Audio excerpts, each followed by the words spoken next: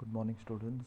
We are to the last part of this chapter, part 3, Government Budget and Economy. Till now we had read about why the government budget is formed and what are the different sources of revenue to the government. And the revenue has been divided into revenue receipt and capital receipt. So till revenue receipt we have already understood about it. Let us try to find out more of capital receipt in this video. Revenue receipt, we have seen that it has been divided into two parts, which is considered as tax receipt and non-tax receipt. We have already discussed this part in part 2 of our video. Now we are moving to the next part, which is called as capital receipt. And capital receipt means basically that these receipts create a liability for the government. Liability means in case government has shortage of funds, they borrow money by taking loan. When they take loan, they have the liability to pay back that loan. So capital receipt is considered, or it is having two characteristics. First one is this receipts create a liability for the government, and this receipts cause reduction in assets of the government.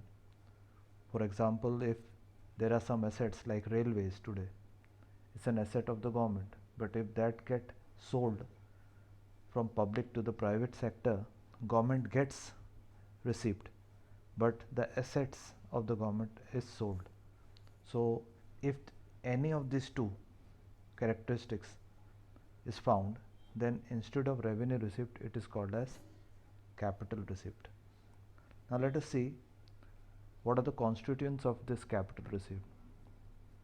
These receipts create liability, as I have already told you, for the government, or these receipts cause reduction in assets of the government. And it can be done in this form. When you say that it creates liability for the government, so it is found in recovery of loans. The central government offer loans to the state government to cope up with their financial crisis, and when these loans are recovered, assets of the government are reduced. This is recovery of loans. Then comes borrowing and other liabilities. While lending creates assets, borrowing creates liability. I hope you have understood, like when you lend something to someone else, maybe for example loan, so assets has been created, and when you borrow, then it creates a liability to pay it back. Then there are some other receipts. This include items like disinvestment. It is opposite of investment. I'll tell you, disinvestment occurs when government sell of its shares of public sector enterprises to private sector. I just told you, like for example, government has assets of railways, State Bank of India, and if they sell those shares, ownership shares of government to the private sector, then this is called as disinvestment. That also comes under other receipts. But when that is done, the government gets revenue in the form of capital receipt. Now let us move to the next part, which is called as budget expenditure. In budget expenditure, till now we have seen about receipt. Now it is budget expenditure, in which it is again divided into two parts: revenue expenditure and capital expenditure. Revenue expenditure is, it does not create any assets for the government. For example, expenditure by the government on old age pension, salaries, scholarships are to be treated as revenue expenditure, because this does not lead to any type of asset formation. Asset is formed. When is asset formed? it create assets when there is a capital expenditure. I'll tell you just after a few words later. So once again I'm saying revenue expenditure is done by the government where it does not create any assets for the government. It is basically done every month, every part of the month or every year to fulfill certain duties towards the people of the nation. Revenue expenditure does not causes any reduction in liability of the government. When the government does this expenditure, it does not even create any reduction in liability. Whereas when we go to the capital expenditure, like in capital receipt, we saw the capital receipt create liability for the government, whereas capital expenditure, it creates assets for the government. Now try to understand in this way. Like for example, the equity shares of the domestic or multinational corporation is purchased by the government, may be cited as an example. Now it's not always necessary that government sell its shares to the private. It's quite possible that sometime government may buy the shares of the private companies. When it does, it is an expenditure, government expenditure, capital expenditure, but it creates assets for the government. And if government has already taken loan and it repays the loan, so it causes reduction in liabilities of the government. So whenever it creates an assets for the government or it causes reduction in liabilities of the government, it's called capital expenditure. Now we come to the next part, which is called as plan and non-plan expenditure. Sometimes government plans certain programs and policies to be done in a year. That all expenditure comes under plan expenditure. And when certain areas or certain things come all of a sudden, like earthquake or natural calamity or war, then if any expenses increases all of a sudden, then it comes under non-plan expenditure. So this expenditures comes under plan and non-plan expenditure. Now let us understand the last part or topic of this chapter, which is coming in your term 1. What is budget deficit?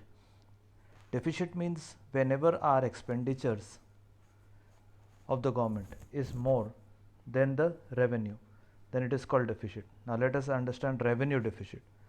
When revenue expenditure is more than revenue received, it's called revenue deficit. When in fiscal deficit, there are 3 types of deficit: revenue deficit, fiscal deficit, primary deficit. Revenue means we are not talking about capital here, only talking about revenue. So when revenue expenditure is greater than revenue received, this is revenue deficit. In fiscal deficit, we get total expenditure, where you get revenue expenditure as well as capital expenditure. So total expenditure minus total receipt other than borrowing will be called as fiscal deficit. Then you come as primary deficit, and primary deficit tells us in this way that fiscal deficit minus interest payment. Fiscal deficit minus interest payment, you can see on page number 306, which is called as primary deficit. So this are the 3 forms of budget deficit. Last part is saying balance and unbalanced budget. Balanced budget is that budget in which government receipt are equal to government expenditure. This never happens because never the expenditure and receipt becomes quite equal. But in case if government receipt becomes exactly equal to government expenditure, this is called balanced budget. It has its own merits and demerits, that there is no waste of money or there is no non-plan expenditure all of a sudden, but it does not happen on a regular basis. Basically we find unbalanced budget. An unbalanced budget is that in which receipts and expenditure of government are not equal. Either it will be surplus or deficit. Now surplus budget means where your revenue, government revenue through revenue receipt and capital receipt is more then the revenue expenditure and capital expenditure, then it becomes surplus. But again, in economy like India, we never get a surplus budget, we generally get a deficit budget. And this deficit budget or surplus budget has both merits and demerits, which we can read it carefully on page number 310 of VK. Now, deficit budget exactly tells us about where the expenditures of the government is more than the revenue.